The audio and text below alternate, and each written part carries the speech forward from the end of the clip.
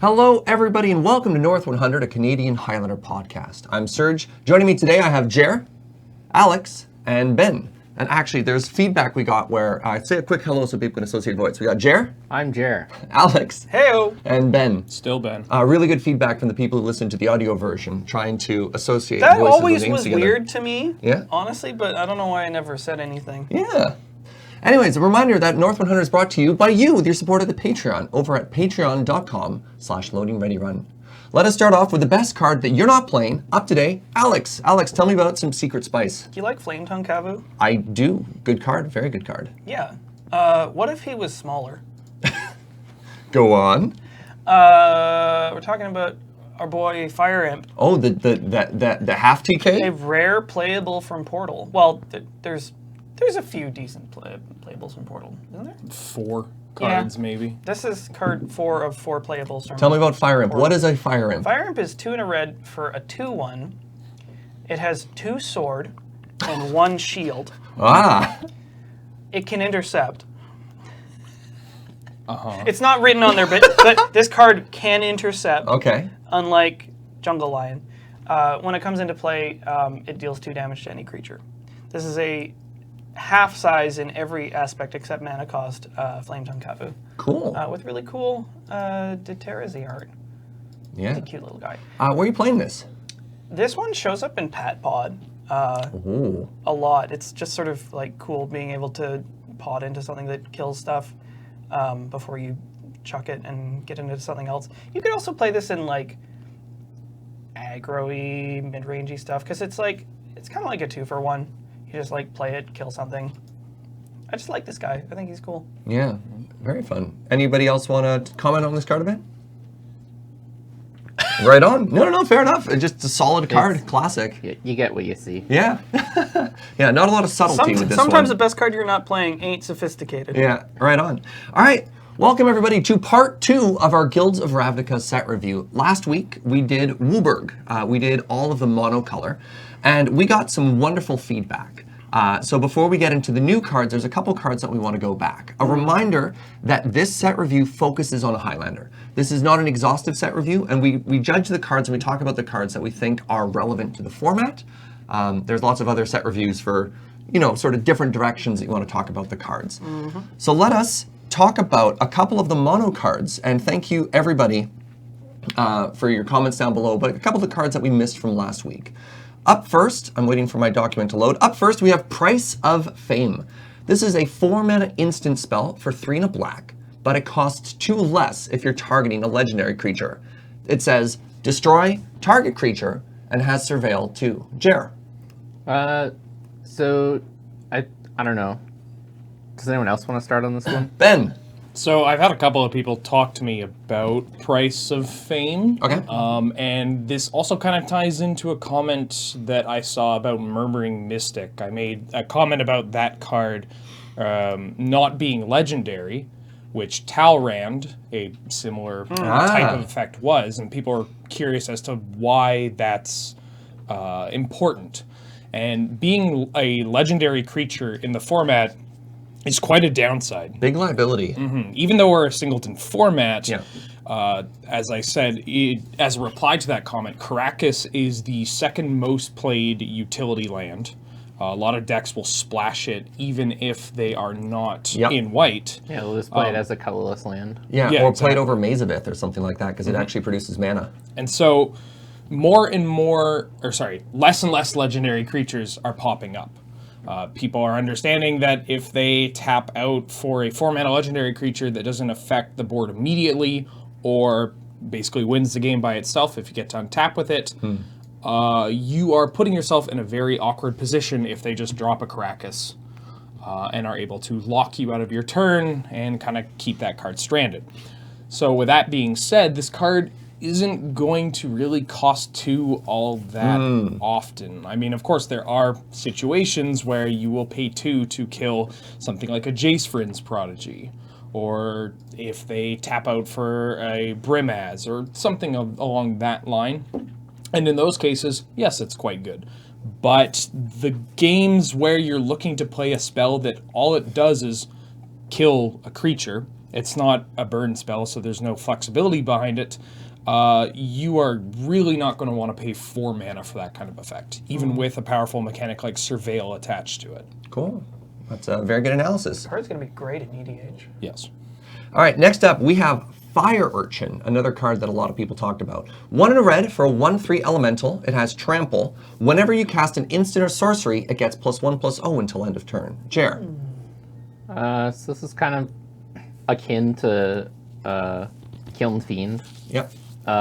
Except the buff it has trample, which is much better, but the buff it gets is much worse. It gets +1/+0 instead of +3/+0. Very different clock. Yeah, and so for that reason, I think you're playing it in a less all-in version. I could maybe see playing it in blue-red spells where you're planning to cast a bunch of cantrips and maybe point some burn spells to your opponent's face and looking for another 2-drop that gets in some beats. But Seems I'm pretty- not super high on it. Yeah, I mean, like, you want to get your Rune Chanter's Pike on this boy, and then For you're going to town. Maybe like snort laugh there. So I want to add one thing to that. So with a Kiln Fiend, typically what you're going to do is you can use your spells to remove any blockers for Kiln Fiend. It doesn't really need the evasion. Or make it unblockable. Or make it unblockable or something like that. And the +3/+0 is very significant versus the +1. I just don't think in the Spells Matter deck this card's ever going to get big enough to really be the clock that's replacing the cards in your hand. Yeah, and with Kiln Fiend, you're really looking to kill them in ideally 1, but maybe 2 combat steps. This card probably needs 4, maybe 5. All right, next up we have another red card. Pretty spicy here. We have Torch Courier.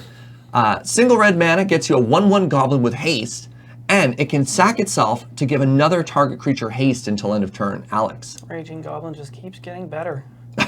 Beep, beep. What do you think about this in sort of like, what's that deck that Liam played all the time? Oh, Tin Fins.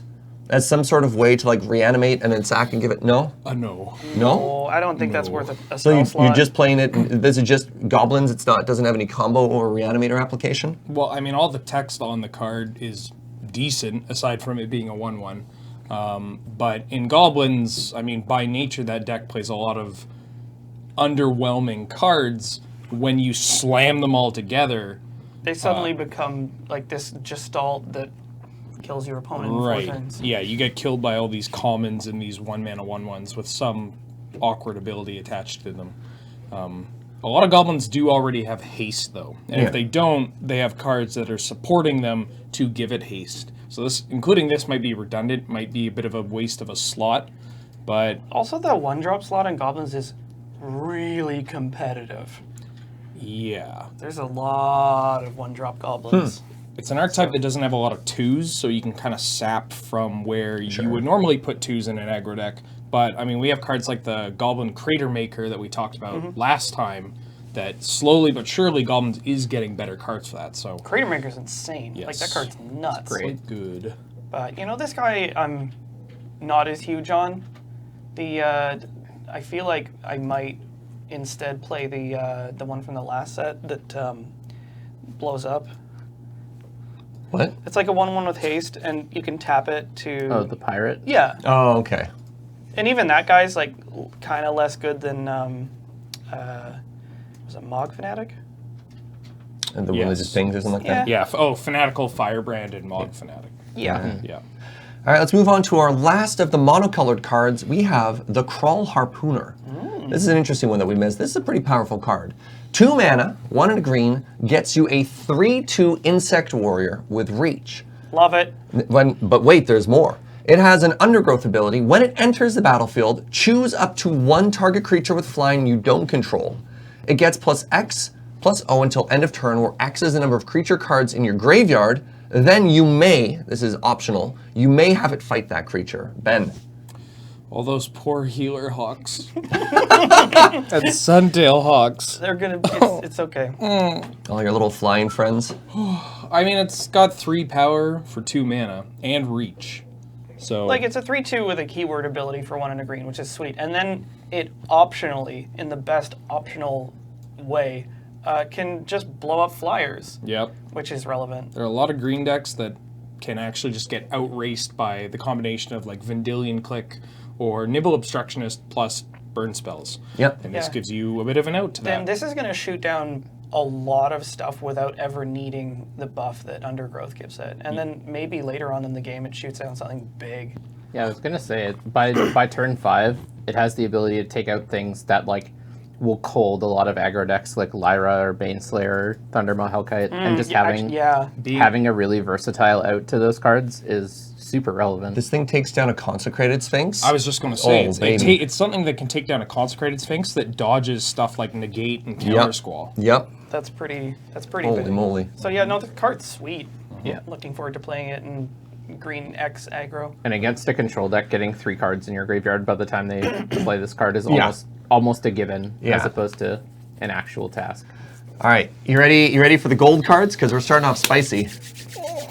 First up, we have a card that is making a lot of waves. We've got Assassin's Trophy.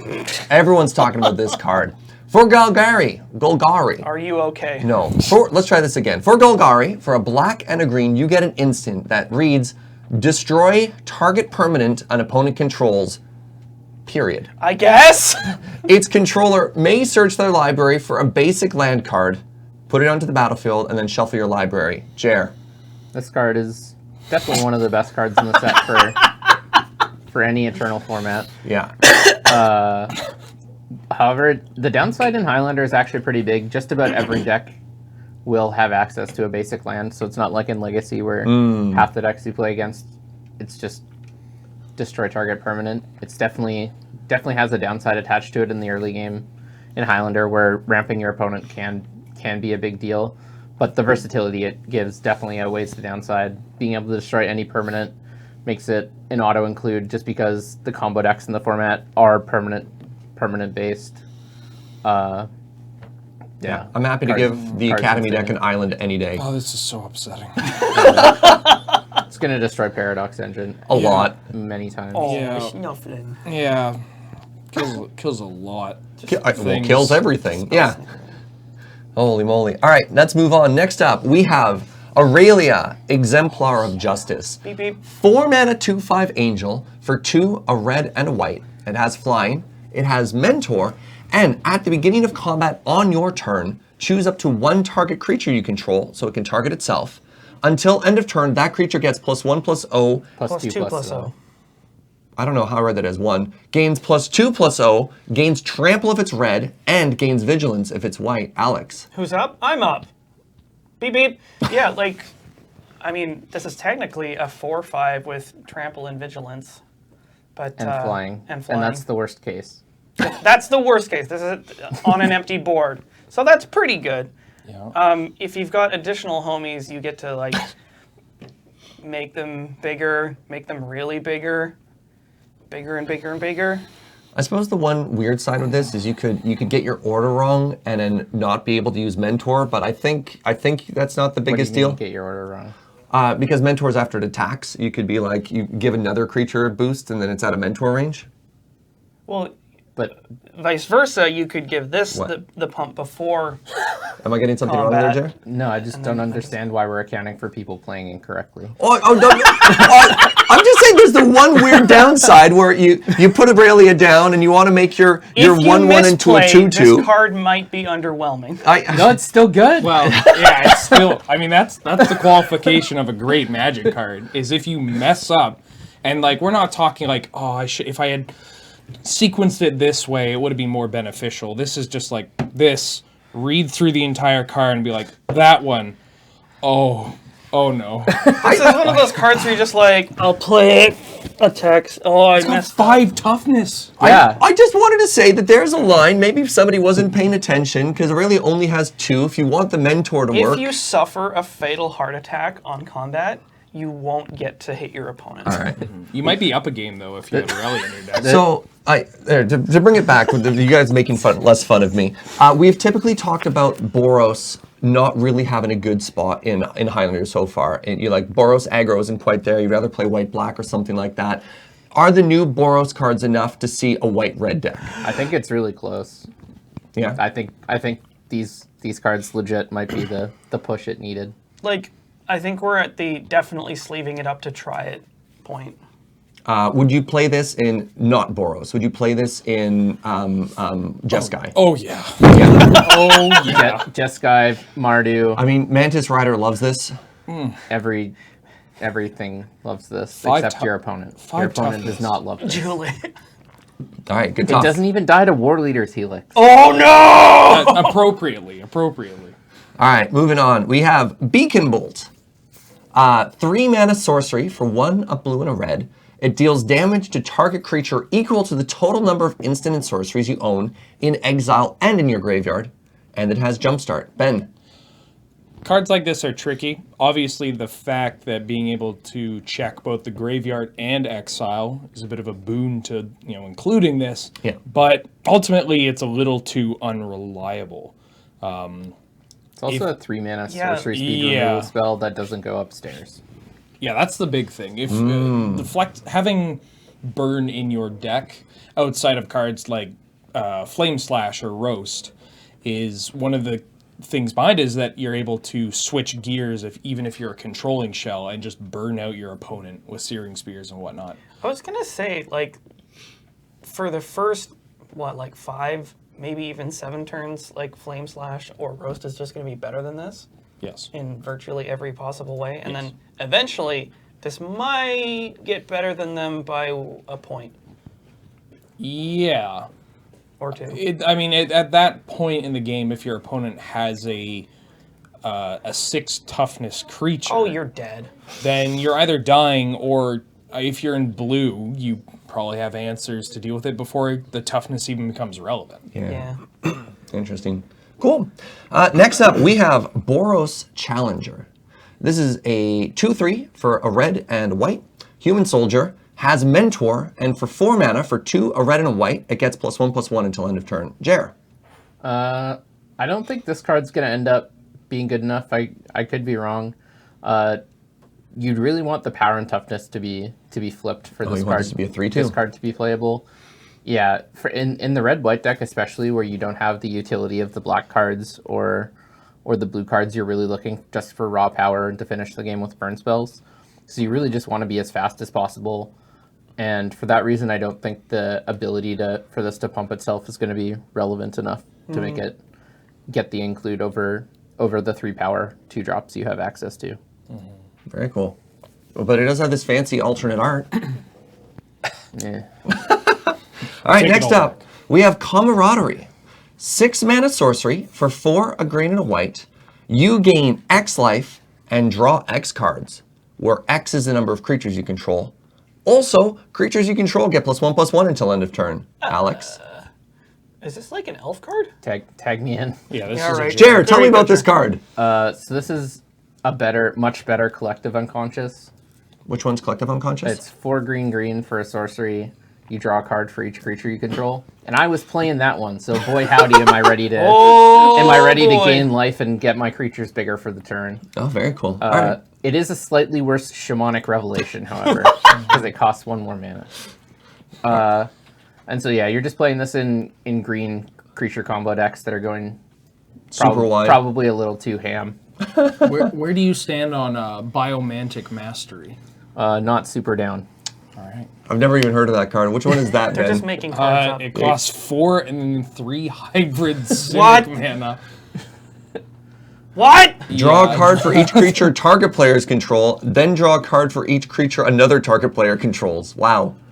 Okay. All right. Very, very good. Very good. Yeah, so you're looking to play this in the green-based Paradox Engine decks or Intruder Alarm decks, or just the green decks where you can make an absurd amount of mana, have a lot of creatures, and just need a way to keep the gas flowing. Sure. You're Totally. just like, hey, watch my impression of Sphinx's Revelation. Oh, it's better. All right. Next up, we have Centaur Peacemaker. It's a 3 mana 3/3 for 1, a green and a white. ETB, gain 4 life. Alex. Each player. Each player. Oh, wow.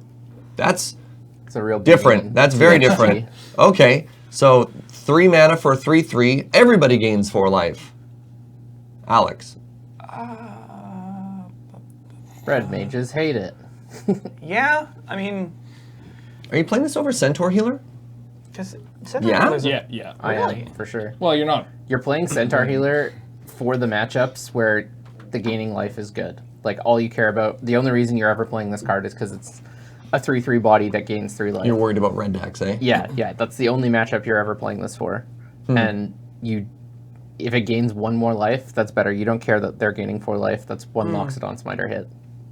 And the way you're winning these games is They run out of gas. they run out of gas, and you're overwhelmingly ahead on board. Yeah. And the chances that the 4 life is the difference between you winning and losing is very small, I Interesting. think. That's super interesting. I would not have thought that Centaur Peacemaker is good. That is a very, very cool perspective that I didn't think of. I'm not saying it's good. I'm not running around playing Centaur. Yeah, it's Healer not a whole going. lot, It's not going in but every Selesnya deck. It's But a role player, right? I would play this over Centaur Healer. interesting. You just like meta this thing in. Yeah, that's really cool. Next up, Chance for Glory. Boros, instant for 1, a red and a white. Creatures you control gain indestructible. Take an extra turn after this one. At the beginning of that turn's end step, lose the game. I've thrown to Alex 3 for 3. Go, Alex. No. Go, Ben. No. Oh, that was my assessment. sorry. Take an extra turn, you lose cards. They're not good. Oh, no, let's Now, notably, you gain indestructible. All your creatures are indestructible for 2 turns. It's not indestructible till end of turn. So the turn you cast it, they're indestructible, and they're indestructible the turn after. Tell me Turn you're after is irrelevant. Let's slide back in the saddle here for just a second. Typically, I've slung a Final Fortune, a Warrior's Oath or 2. And typically when you're casting those cards, if you're casting them while your opponent has open mana and resources to kill your creatures, you are losing even if you didn't get to the end of that next turn. All right. And so like that part of the card isn't super relevant. You're not doing it in response to Wrath? I mean, what? I guess you could, but typically those kind of decks, they don't really care about getting Wrath. Like, they have better tools to deal with Wrath of Gods, and often those tools don't cause them to lose the game. What deck plays this? Well, you could play not this card, nothing, probably. What I'm trying to say is that the 2-mana ones are much better, and those cards are also very niche. So like the 3-mana ones, like Chance for Glory, Glory Ascend from Amon Ket was another one. Yep. They just really haven't made the cut, right? The deck already has access to 3 of these effects at a cheaper cost. And they don't get played most of the time. Rarely do they get played. Interesting. Yeah, I mean, it's just like, it's not Time Walk. Next up, we have Charnel Troll, and we had some really good conversation about this card. I know this card's been making waves in Limited. This is a... Oh, I'm just waiting for Paul to bring it up real quick. Charnel Troll? 1 green, black for a 4/4. Yeah, there we go. Oh yeah, this This guy. one, yeah. So 4 mana, 3 mana Troll, 4/4, 1 black and a green. It has Trample. At the beginning of your upkeep, exile a creature card from your graveyard. If you do, put a +1/+1 counter on the Troll, otherwise sack it. And for a black and a green and discard a creature card, put a +1/+1 counter on Charnel Troll. Ben. So, as Serge said, we talked about this quite a lot in our chat group, and there's a lot going on that make this card just not good enough. Obviously, the stat line, 3 mana for a 4/4 with Trample, great. Love that part. I even enjoy the pay 2 discard a card to put a counter on it. That's also good. But the fact that you're going to want to play this in decks that use the graveyard as a resource, be it for Delve, be it for cards like with Undergrowth-esque kind of effects that check that. So you will have to dedicate cards to fill up your graveyard. Then you have to use the creature cards in said graveyard to keep this alive. So you have to dedicate cards to, you have to dedicate, obviously, mana to play this card. You have to dedicate cards to put cards in your graveyard. You have to make sure those cards in your graveyard are primarily creatures, and creatures that you will not want to have access to later. And then you have to exile those. So there's a lot going on for this, and I think you're just better off using your mana for more reliable and creatures that are less easily disrupted. It is with a heavy heart that I have to agree with you, because this guy just hits so hard. But there's just so much that can go wrong. Like, imagine this. You play this guy and you untap with like one creature in hand, and you're like, pitch it. And they're like, kill this thing. You're like, I have no board anymore. Yeah, you've spent Nothing mana in to hand. discard a card to keep this thing going. They can And even then- wait until after you exile the creature. Yeah. It doesn't have any way to dodge removal, which I think if this card had regenerate, it might be worth talking about. Because then it's a game-ending threat. But Yeah. because this has no way to dodge removal, your opponent's first removal spell is always just pointed at this thing every time. Two things. One, this will definitely kill me. Like, guaranteed, somebody's going to play this and I'll die. Yeah. Yep. But the other, and this might be less of a thing, but it kind of follows Ben's point. Often in these Golgari decks and Graveyard Matters ones, you have a lot of ways to recur things. You have interesting creatures. Charnel Troll is not a May. If there's a creature, like you have a Bloodghast or something like that in your graveyard that you want to get, you can't choose to sack it instead. You have to exile that card. Yeah. So there's no way to be sort of selective and be like, oh, okay, well, I'll let it die and then I'll get something else going. It's just, no. Jer, Yeah. a creature with trample that dodges removal and lets you pitch creature cards. Wait, we already have one of those. Lotleth It's Troll. your boy Lotleth Troll. Yeah. This guy's good. And that card doesn't see a ton of play. This I mean, card. it shows up in Black Mold, and that's about it. Yeah. Yeah. Right. That one's sometimes a little risky, but other times it's really sweet to just like crash in with it. But yeah, it's less risky than this. So Let's move on. Conclave Cavalier.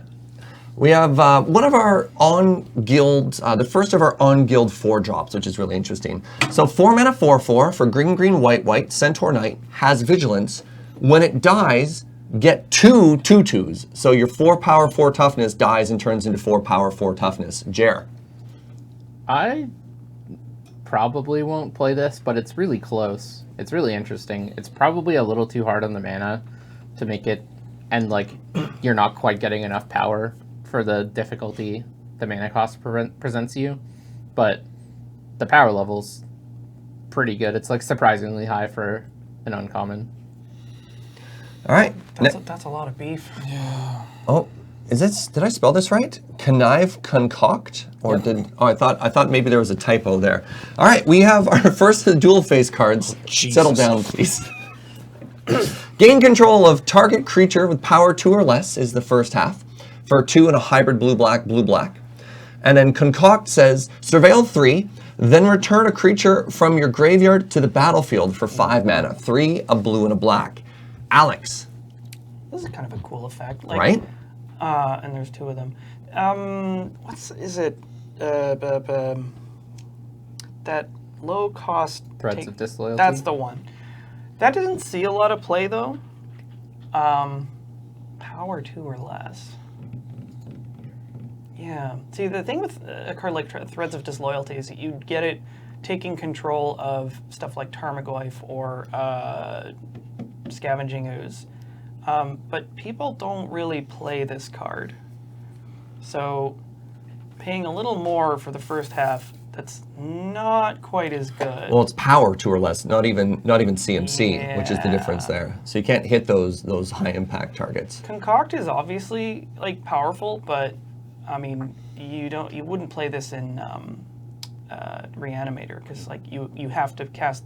Well, you get to pick. How often are we going to be turning our heads to Yeah. take a look at this? It's kind of tough. So something we've talked about with Surveil cards previously, especially on the Reanimator, is Surveil and then Reanimate is not that relevant in a dedicated deck because you're probably not casting this hoping to blind flip a card off the top.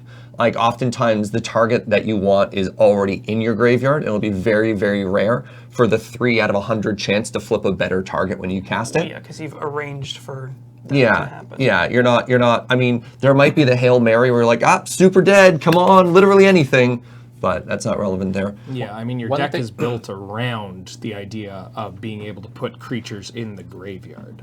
So, One thing that is interesting, and I don't think it's very relevant, but this card does have the ability to reanimate Emrakul and shuffling Eldrazi if Right. if you are able to like use top of the deck tutors. Yeah, yeah, because you put it in and then before the shuffle trigger comes in, you reanimate it. That's neat. Pretty niche, though. It is definitely niche, pretty Christmas landy, but I think it's worth saying. Cool. All right, let's move on. Next up, we have the Cackling Drake. This is the Is-It equivalent of what we're talking about. Blue, red, red. Drake. What did I say? Cackling Drake. Oh, it's not laughing maniacally, it's on fire? Or It lightning? has electricity coming out of it. Interesting. It's right there on the card. You'll be laughing maniacally when you get to cast this. Yeah. So X4, Flying Drake, for blue, red, red. Power is equal to the total number of instant and sorceries you own in exile and in your graveyard. And when it ETBs, draw a card. Uh-oh. Alex. I have to give this one to Ben because he's like, He's making uncomfortable noises about it. This card's really good. Yeah. Really good. I was initially hesitant because, again, with the cycle of uncommons, the mana cost looks quite prohibitive.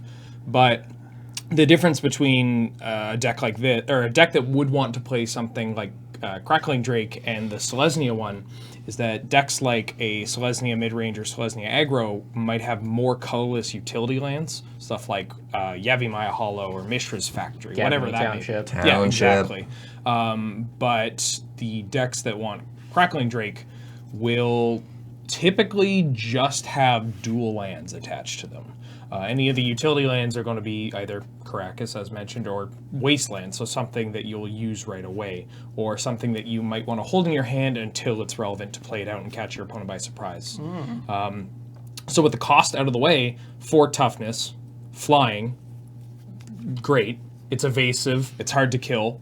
Counting both the exile and the graveyard, That's it's messed up. Huge. That's Yeah. messed It's up. huge. Relevant. Yeah. It also just kills them with Tainted Pact or Demonic Call. That's the real spice. They're actually just dead. Yeah. That's so cool. I didn't think of that. And then, for whatever reason, on top of all this, you draw a card. But wait, there's more! It's so messed If up. you cast right now, it cantrips just because. That's really cool. Cool. All right. So if you're the blue-red spells deck, get on in there. Blue-red something Or even. Grixis. Or Grixis. I didn't even think about the Black Splash. Grixis Pumper Knot? All right. Next up, we have Deafening Clarion. This is a 3-mana sorcery for 1, a red and a white. Modal card, so choose one or both. It deals 3 damage to each creature, or creatures you control gain lifelink until end of turn. Jer. I don't really see a place for this card. The 2 modes are very in opposition of one another. Yeah, like what deck? There's decks that want to play one or the other, but both? And like maybe a red-white deck wants an easier to cast, deal 3 damage to everything. I think in exactly a red-white deck, this is the easiest one of those to play. But yeah, I'm not sure. I think in those decks it's worth trying to tough out casting Sweltering Suns or Anger of the Gods, because those cards are just better. Yeah, I put this one on the list specifically because of like wildfire decks. So red, white, black, or something like that. And there are quite a few like 2 damage and 3 damage sweepers. And I didn't know if you wanted maybe one more. I feel like there's better sweepers than that have like more things that they do. And also you don't play creatures in Wildfire. Right. If you're looking for just a 3 damage sweeper effect, you have in just the past 2 years, you've received about 3 new cards. Yeah. And you're never really going to use the second side of this. I mean, if you're giving your Inferno Titan You're lifelink, Inferno Titan. You're like Okay, come that on. 18 swing. you when cut out the lifelink and you still have Inferno Titan. yeah. All right. I don't know. I thought we should talk about it. I mean, I will actually kind of side with you on this one, Serge. There's a small part of me that thinks that this might actually be relevant for certain Jeskai mid-range builds.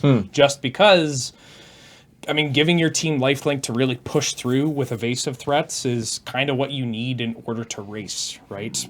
And then sometimes you might not be able to grab the board early, and having a clear is decent, and that deck is able to play a lot of threats that dodge a 3 damage, especially from a red spell, if you have like Core Firewalker in your deck or whatnot.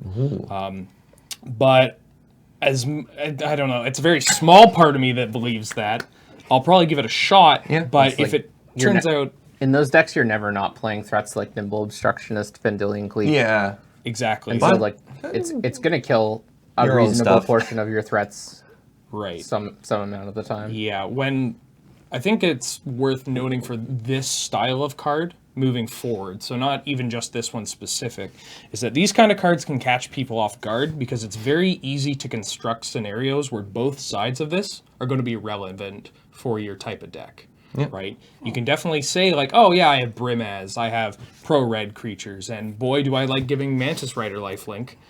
But then you're not thinking about the times where you have these 1 toughness and young pyromancer tokens and whatnot. And sure, giving those a lifelink, it's fine, but still, it'll be stuck in your hand more often than not. So we're gonna have to start moving a little bit quicker on some of these cards. So we'll just try and leave it to one person and only jump in if you agree, unless you have a strong disagree.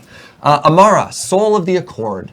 2 mana 2/2 for a green and a white elf cleric. When it becomes tapped, make a 1/1 white soldier with lifelink. Alex, Love it. what are you playing it in? I think like you could play this in a sort of Selesnya aggro deck that's a little lower to the ground.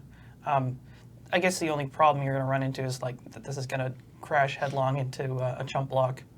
But I don't know. It's a powerful effect. It's not a lot of mana investment. It's a shame that it's legendary, but All right, next up we have Atrata, the Silencer. This is a neat card. 4 mana 3/5 for 2, a blue and a black. Cannot be blocked. So you're all right there. When it deals damage to target player, when it deals damage to a player, exile target creature that player controls and put a hit counter on that card. That player loses the game if they own 3 or more exiled cards with hit counters on them. Atrata's owner shuffles. Oh, I didn't know that last ability. So after you exile it, you then shuffle Atrata away. Ben. This card is not great. It's not good, even. Legendary creature that doesn't do anything when it ETBs. The ability is super cool. It's very strong until you get to that last line of text, where it shuffles itself back in. I definitely misread this and thought that it shuffled after they lose. Yeah, I think that was exactly how I read it as well. It just, in a 100-card deck, it's too slow to get anything out of it, really. Interesting. This will be a sweet commander, though. Next up, expansion / explosion. All right, the first side, blue-red hybrid for an instant. Copy target instant or sorcery spell with a CMC 4 or less. You may choose, a new target for the copy. Or explosion, X, blue, red, instant. Deals X damage to any target. Target player draws X cards. Jer. I think this card's really good. Yep. Both halves are really relevant. I've been looking at playing like the copy spell effects more often, and it's really good when it's stapled to something that you want to play anyways. I think Explosion would be much better if it cost 1 mana less. Obviously, easy to say. To match Sphinx's rev? Yeah, it would probably be too good at that, but I think this card should definitely see play in Jeez, it's an instant. control decks that are playing blue and red.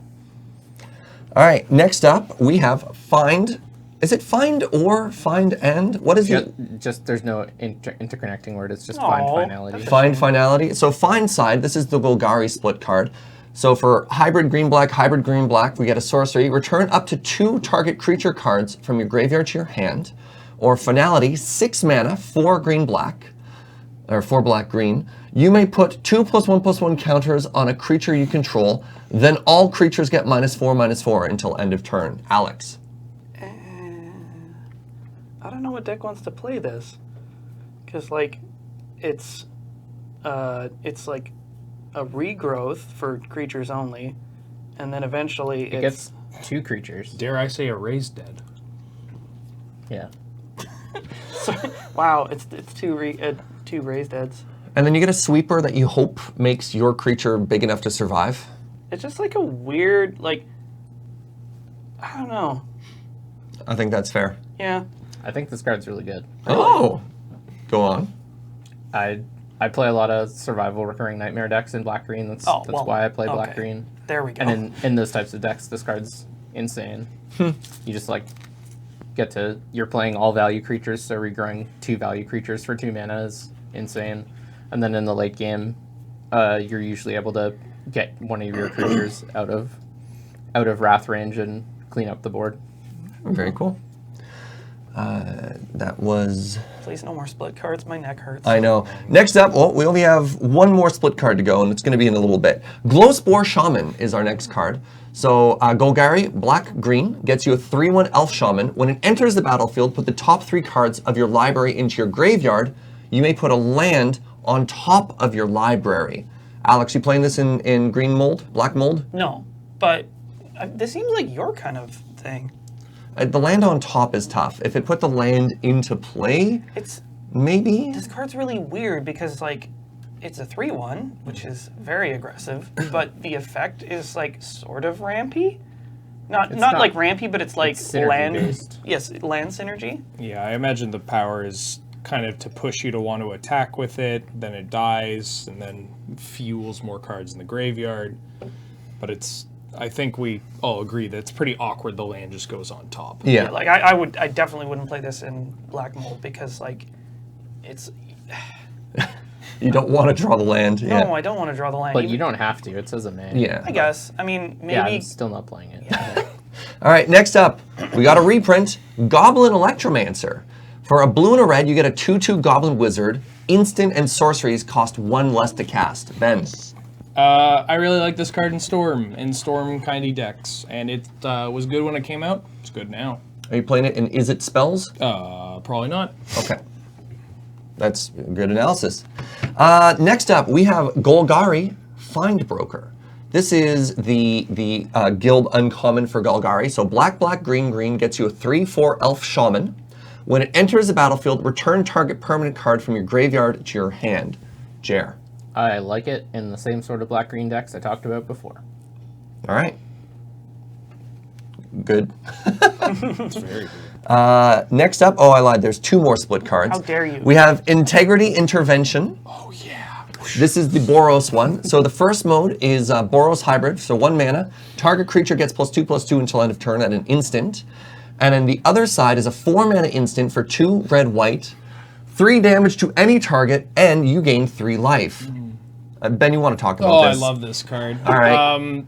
I've always thought, what's the most that I would pay for Lightning Helix? Just straight up Lightning Helix, and I think it's 4, and I'd be comfortable with that.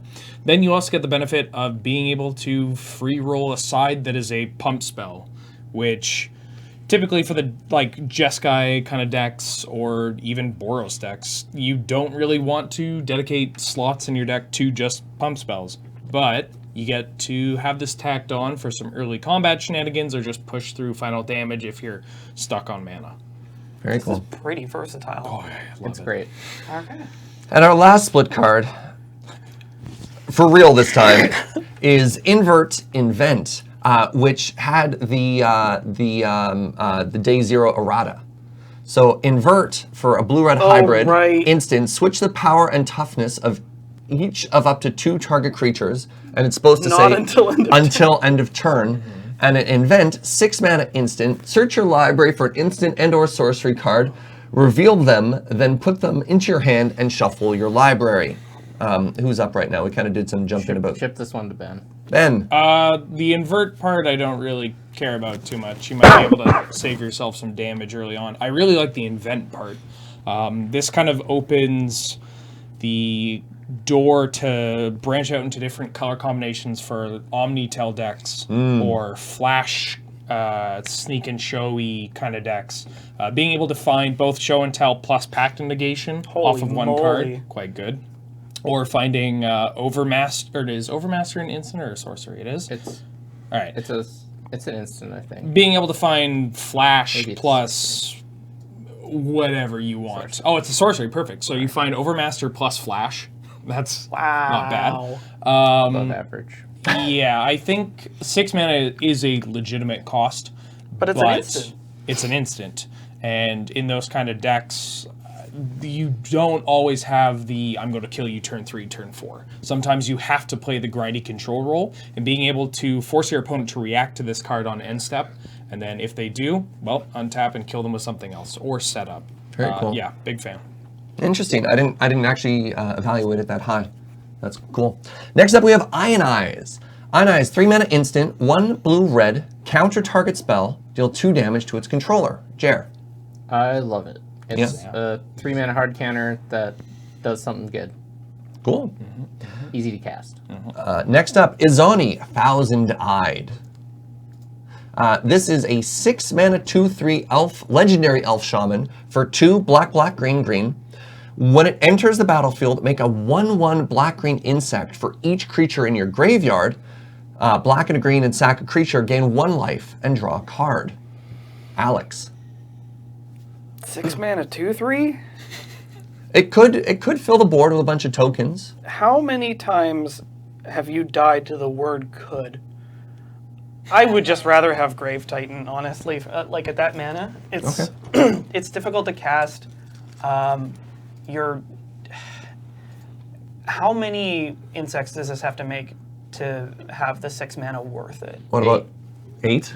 Yep. That the number is actually 8? Yep. Why 8? You're very certain about that number. You want to be able to sack some and keep some around to protect you from dying while you try to... Because like, realistically, you need to activate the ability some amount of times for this card, the value to be worthwhile. So I figure you need to sack at least 2, and then you're paying 10 mana for like 8, 9 worth of power, and you draw 2 cards and gain 2 life. Yeah, Alright. it's a great commander. I don't think it has any relevance in Lander. So next up, we have the only card that was written in all caps in our document. We have Knight of Autumn. 3 mana 2/1 for 1, a green and a white. Dryad Knight. When it enters the battlefield, choose 1. It can enter play as a 4/3. It can destroy an artifact or an enchantment, or you can gain 4 life. Ben, tell me about this card. I'm good. Fine, Jer. Jer will take Jer. this card. All right. So if you ever want to beat Ben in a game of Magic, put this card in your deck, and it does the rest for you. Yeah, this beat all of my archetypes. Yeah. So this is everything we've ever wanted in a green-white card. It goes in every green-white deck Forever. ever, Yeah. and will continue to do so. So there's 3 main types of creatures you want in green-white. There's creatures that kill your opponent. Go on. Creatures that are good in the red matchup, and creatures that are good against combo. This Why is not all 3 of those in one creature. Holy moly. So it has the kill your opponent mode. It gets two counters, beats combo, destroys an artifact or enchantment, beats red, gain 4 life. This card's messed up. I hate it. All right, I have one more question on this before we move on. What is the best card in the set? Is it this or Assassin's Trophy? This. Yes. There you have it. How about that? All right. Next up, Lazav, the Multifarious. 2 mana 1/3 legendary shapeshifter for a blue and a black. When it enters the battlefield, surveil 1. And then for X, it becomes a copy of target creature card in your graveyard with CMC X, except its name is the same. It's also legendary and so on and so forth. And it has this ability. What do you think, Alex? Like, no. The downside about this There's- clone is it doesn't take advantage of ETB abilities. And it costs a hojillion, squintillion, grillion mana to activate it for anything worth copying. All right. Everyone seems to be nodding their head to that. Let's move on. March of the Multitudes. This is a Selesnya instant for X, a green and white. Convoke. Create X 1/1 white soldier tokens with lifelink. Ben. Secure the Wastes is a card that is quite good that doesn't necessarily get the respect it deserves in the format. This card is kind of on those lines. You can play it in the mid-rangey kind of green-white X decks or just green-white token strategies, but also being able to cast this EOT as a win con. Make a bunch of light flinkers to kill your control opponent, or make a bunch of things to just fog your aggressive opponent coming in, maybe make some trades. There is a real cost to casting this card, like 3 and X. Convoke is nice. And most certainly, even control decks will have things that they can convoke, be it a Snapcaster Mage, whatnot. But yeah, I look forward to losing to this card. This card's great. Next up, Mnemonic Betrayal. This is a 3-mana sorcery for 1, a blue and a black. Exile all cards in all opponents' graveyards. You may cast those cards this turn, and you may spend mana as though or mana of any color. At the beginning of the next end step, if any of those cards remain exiled, put them back in the graveyard. Jer. This isn't Yawgmoth's Will. It is much, much worse. This isn't good enough as a value card. This doesn't kill your opponent. You should not put this card in your deck. Wow. All right, next up, Molder Hulk. 9 mana 6/6 fungus zombie for 7, a black and a green, but it costs 1 less for each creature in your graveyard. When it enters the battlefield, return target land from your graveyard to the battlefield. Alex. Jared, do you want to play this in survival? Nope. It's so much mana. Yep. I don't think you can discount this guy enough to make him worth playing. Ben. I like this card. I kind of like this I've got card a too. soft spot for cards like Ghoul Tree and this. And I do think that there's a deck, like a self-mill strategy, that wants to take advantage of these types of cards. Whether or not that deck is going to actually burst onto the scene, that's up for debate. But there are powerful enough threats in black-green. There's enough ways to sufficiently stock your graveyard while also generating some kind of advantage to your hand. The number of Grizzly Salvage and Mulch effects that we have is up to like I've always wanted to 6 or build this something. deck, but it's like kind of far off. It's before this set came out, I thought it was pretty close to being something. We've both played this deck before. Yeah. Me too. And I think that this set definitely brings enough tools to make it worth revisiting, and it might actually push it to a position where it's a legitimate threat. Let's try it. All right, next up, we have the new Niv-Mizzet. This one called Perun. Niv-Mizzet Perun? Perun? 6 mana 5/5 for blue, blue, blue, red, red, red legendary dragon wizard. This spell can't be countered, has flying. Whenever you draw a card, it deals 1 damage to any target, and whenever a player casts an instant or sorcery, draw a card. Jer. This card's messed up. If you're playing blue-red and there's a lot of blue mirrors and you want to crush them into the dirt, play this card. It's also serviceable against every other deck in the format too. I really like it. I mean, your floor is a 5/5 flyer. Yeah. 6. That's gonna draw you at least 1 card. Yeah. The mana cost doesn't scare you away? Not really. All right. In control, you're like pretty happy playing your win condition on like turn 8 through 10 anyways. We also went through this that like the blue-red decks tend to be more in on duels. Yep. So All right, let's talk about Notion Rain. 3 mana sorcery for 1, a blue and a black. Surveil 2, then draw 2, then take 2. Alex. what a weird draw spell. Correct. I don't play these kinds of decks, so I have difficulty assessing it. It looks cool. Ben? I think this card's pretty good. I It agree. definitely looks less impressive than it actually is, especially because people are going to look at this and say, oh, it's just Read the Bones, except it has a slightly different mechanic attached to it, and it's in blue. Being in blue is quite a bit of an upside for this, as well as Surveil being the Nutter Butter. It's quite good. Can you please never say that again? No promises. I think this card, and Jer and I believe we briefly talked about this, will actually slide into combo decks more than control strategies, but I wouldn't take it off the table for control strategies because of the powerful delve cards that they typically run. Yeah. It's just combo decks are more willing to tap out on turn 3 than control strategies Right. typically are. All right, next up we have Ral, Is It Viceroy? This is the Is It Planeswalker. So 5 mana gets you 5 loyalty for 3, a blue and a red. +1, look at the top 2 cards of your library, put one of them into your hand and the other into your graveyard. -3, it deals damage to target creature equal to the total number of instant and sorcery cards you own in exile and in your graveyard. -8, you get an emblem with whenever you cast an instant or sorcery spell, the emblem deals 4 damage to any target and draw 2 cards. Is Ben up? Yes, Ben. I personally don't like this card. But I tend to be a little more harsh on Planeswalkers than most people.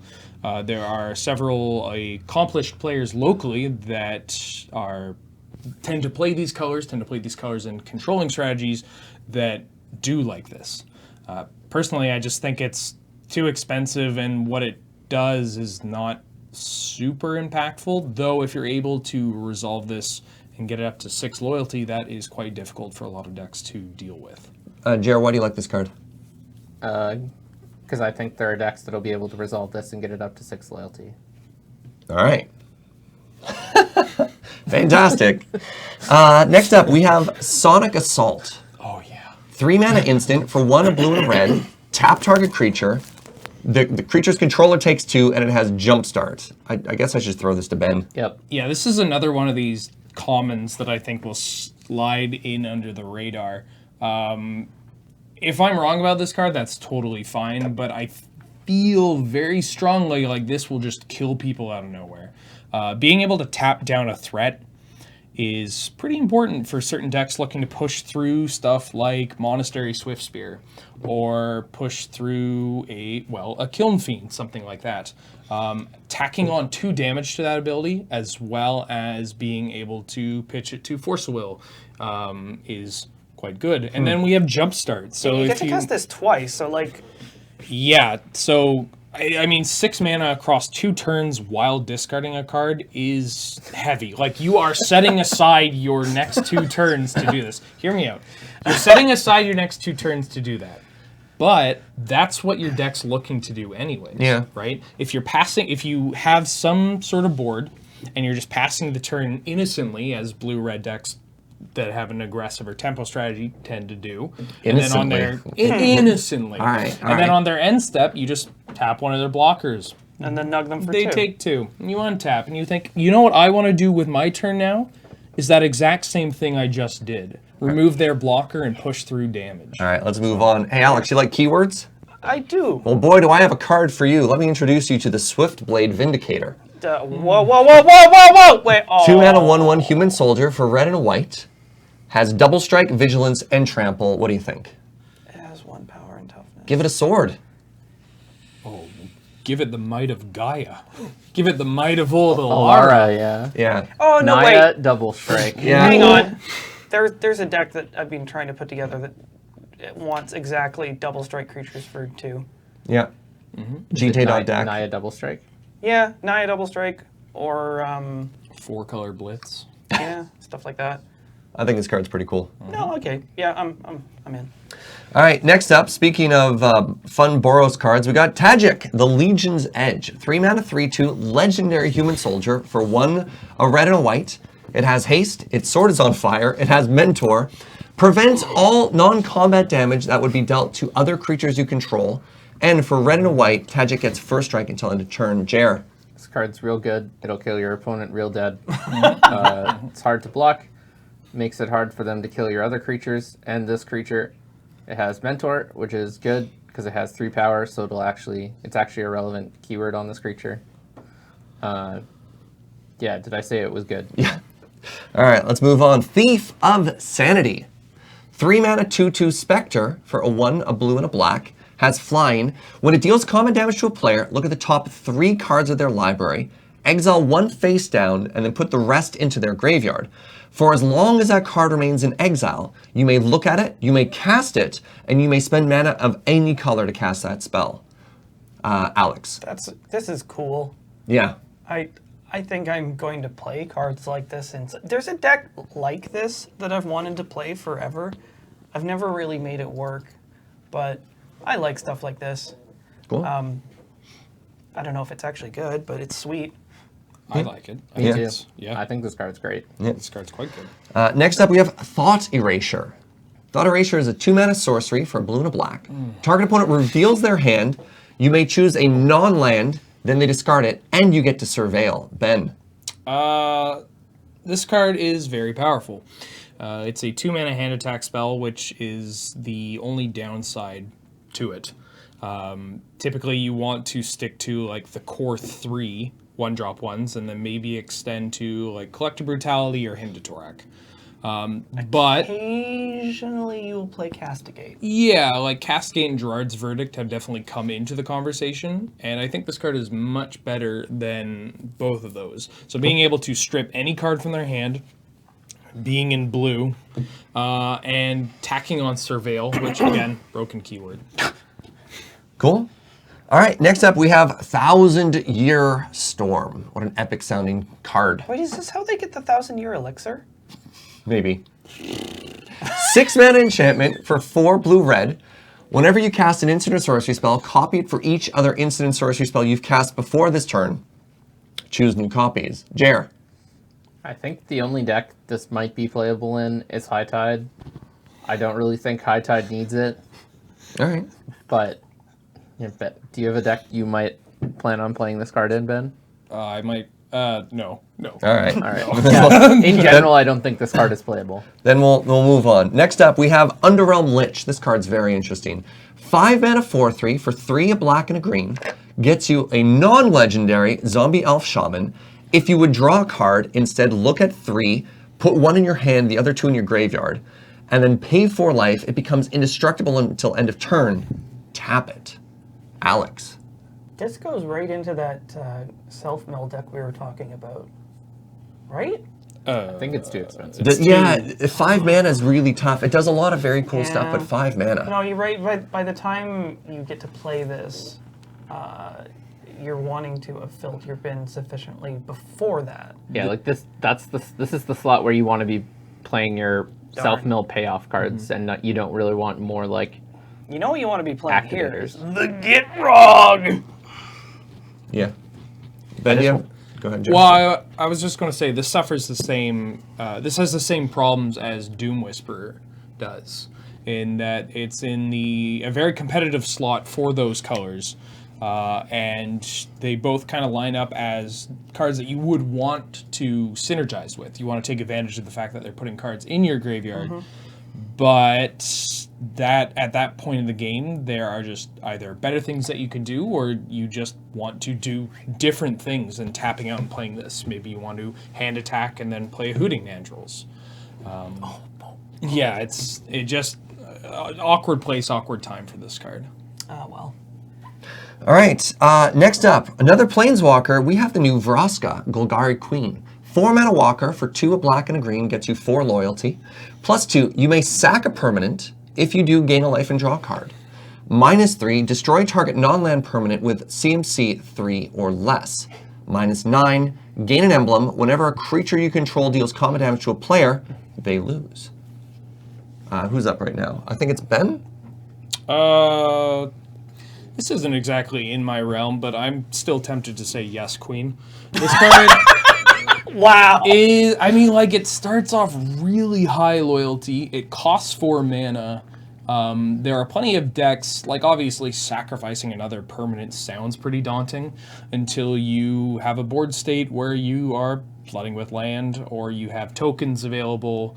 You have, I don't know, an Academy Rector in play that you just can't seem to kill. But yeah, I'm such a stickler for Planeswalkers. So like Jeremy, Yeah. how do you feel about Vraska?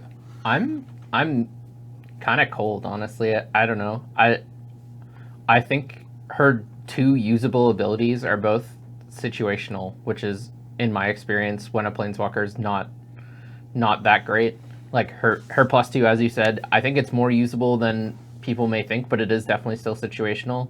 And I think the fact that you can't use her and like stabilize the board for sure against 1 threat is a big deal. Like if your opponent happened to hand attack you and play a Hooting Mandrills, then this card does nothing. What's up, Alex? Doran Curses. Yeah. Sure. What? That's the deck he's gonna put it in. Abzan. All right. I'm calling it Doran. All right. Wait, no, Junk Curses. That's sure. fine. All right, next up we have another reprint.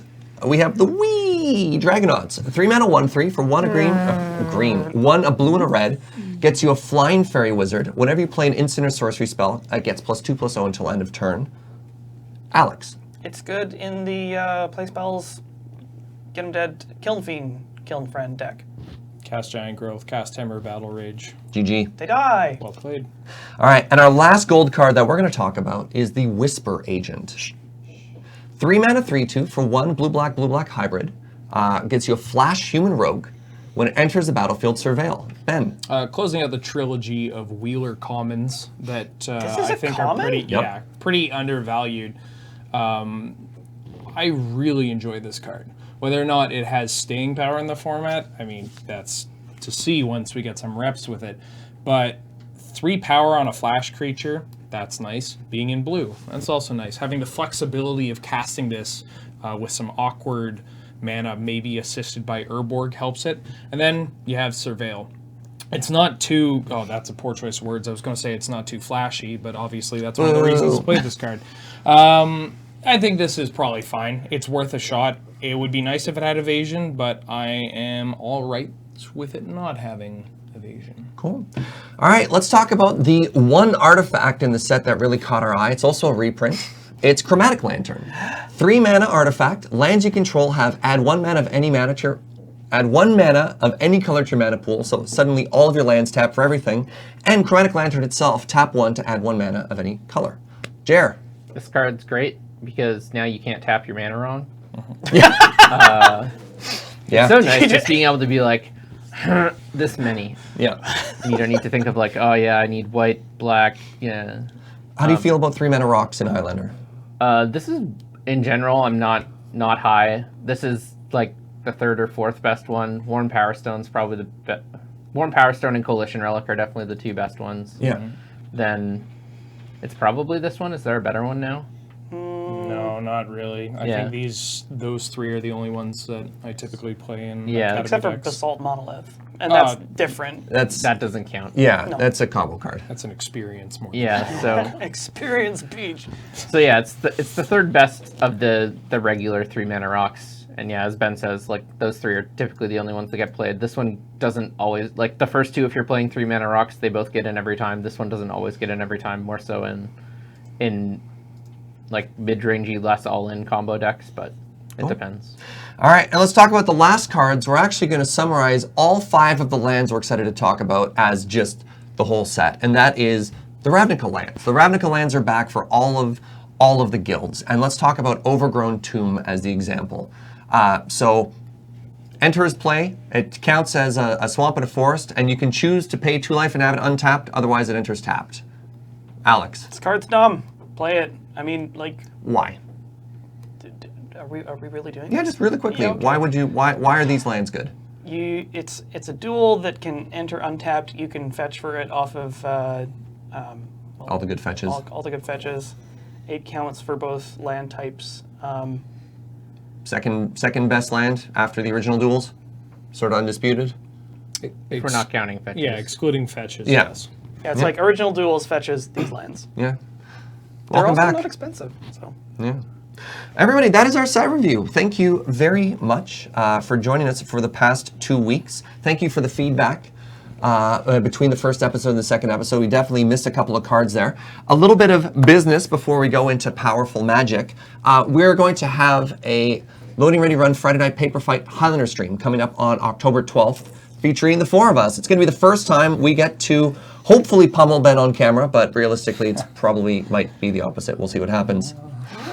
So a reminder, October 12th, Friday Night Paper Fight, Highlander with the 4 of us. Hopefully we'll see you there. And now let us go to our normal closing segment, Powerful Magic. Whoa. There used to be fanfare. And up today, you provide the fanfare. no, it was Liam. Oh, Yeah. Rip. And up today is me. And I want to talk about a story from back in the day. And I was on BattleBots, and I was sitting across from another, I don't think he had converted yet, but a player named Matthew, who was on Goblins. And this is a story about playing to your outs. So I'm pretty dead. My opponent's at 20-ish. I'm at like 1 or 2. The board is completely clogged up with all of their goblins. And I have an Arcbound Ravager, an Aether Vial, and a bunch of like artifacts. And basically I'm dead. Tale as old as time. So I'm looking at my opponent, And we're both just like, wow, Serge, you're pretty dead. I was like, yeah. I'm like, well, all right, I'll attack with the Arcbound Ravager. And he looks at me. No. And he's like, fine. What? No blocks. Are you? What? Yeah. So I activate Aether Vial, which had 3 counters on it, by the way. And I flash in a little friend, I can't remember. Silverblade Paladin. Silverblade Paladin. 3-mana creature that's for 1 white soul bond. If it's soul bond, both Silverblade Paladin and the creature it soul bonds to gain double strike. So now Arcbound Ravager is a 1/1 with double strike. And I just so happen to have enough consequential artifacts in play between artifact lands and the Aether Vial to get it up to being a 10/10, and then I just kill him. Just out of nowhere, just because my opponent was trying to be kind of cute. I'm just thinking about that vine where the guy gets faked out of the handshake and it just goes doo doo doo doo doo, and he just like doesn't move. Yeah. So I think the lesson to learn here is 1, you can always kill your opponent out of nowhere, and 2, respect your opponent because sometimes it doesn't matter how dead they look, they might be able to kill you out of nowhere. Always block Ravager. Sometimes it's not just 1 damage. Yeah. So anyways, that's our episode. Thank you very much for tuning in to our 2-part Guilds of Ravnica series. We'll be back sometime soon. We'll have a little meeting here as to what future episodes we're going to line up for October. A reminder that this podcast is brought to you by you, the support over at the Patreon, over at patreon.com/LoadingReadyRun. And from North 100 to you, everybody, thank you so much, and we'll see you next time, and or October 12th. Bye-bye. Bye.